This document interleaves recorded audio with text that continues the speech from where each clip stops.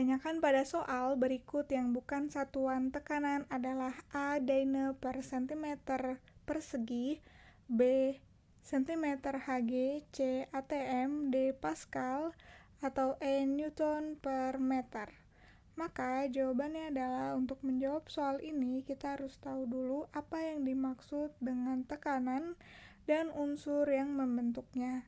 Nah, tekanan adalah sesuatu yang erat hubungannya dengan gaya serta luas permukaan. Tekanan sering dikaitkan dengan zat padat, gas, maupun cair.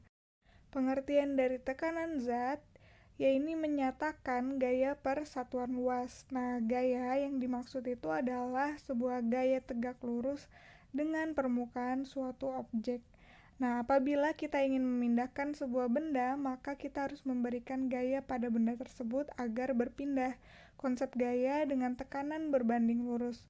Kalau konsep tekanan sama halnya dengan penyebaran gaya pada luas suatu permukaan objek. Jika gaya yang diberikan pada suatu benda atau objek semakin besar, maka tekanan yang dihasilkan akan semakin besar pula.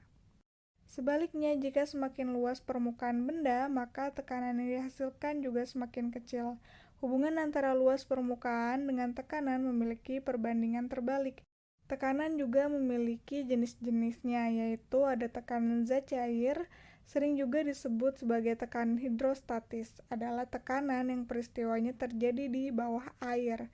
Hal utama yang mempengaruhi tekanan hidrostatis yaitu kedalaman, massa jenis zat cair, dan gaya gravitasi pada tempat tersebut.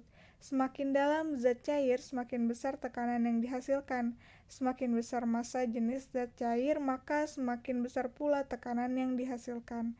Yang kedua ada tekanan gas. Jika semakin tinggi tekanan udara dalam wadah, maka semakin rendah volume suatu wadah atau objeknya.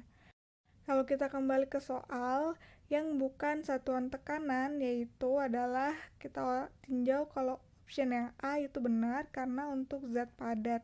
Tekanan untuk zat padat. Kalau B itu juga benar karena cmHg atau dibaca dengan cm hidrargyrum atau Hg atau air raksa adalah sebuah tekanan yang biasanya digunakan satuannya sebagai tekanan udara pada barometer.